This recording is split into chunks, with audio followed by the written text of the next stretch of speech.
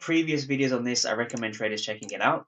But what I'm looking for, I'm just going to start over here. So this was from October of last year. We see a structural high, then a structural low. So I've chosen to start here only because the swing points are very clear to see. So we have a structural high, structural low, and then we have a structural high.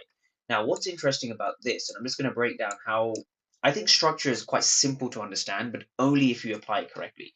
Now, when you look at market structure, what you want to look for is you have a dealing range high and you have a low down here. Now, the only time that this low becomes valid is when it breaks the previous high. And so what I often say to traders is you just want to draw an arrow like this. Now, it's a simple concept, but drawing an arrow gives you clarity on where the lows and highs actually are. So now if we continue the cycle, what we can see here is we have structural high, structural low, structural high, and now from here, this is our low. Now, the reason this is a low is because it went on to eventually break the previous high. And so I would then recommend everyone just draw an arrow over here. Now, this here is it's not the biggest break, but actually no.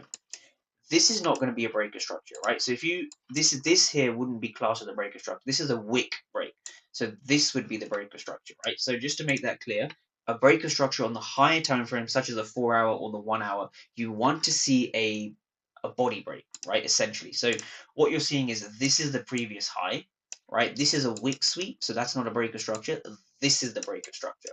And so you want to take that into account when you're looking at your market structure.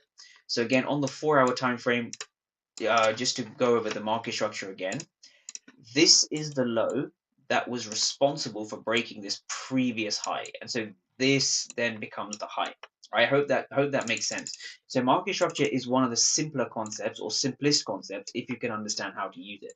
So now on the 4 hour, when we go to the most recent market structure, especially in the news and everything that's going on with Donald Trump, this is your high, this is your low, and then this is your high. And so again, we're going to use the arrow approach. We're going to use that simple arrow approach, right? So this is a structural high. Now, I wouldn't bother marking. I think this is all internal structure. You can if you want, but it gets a bit messy. Structural high, structural low,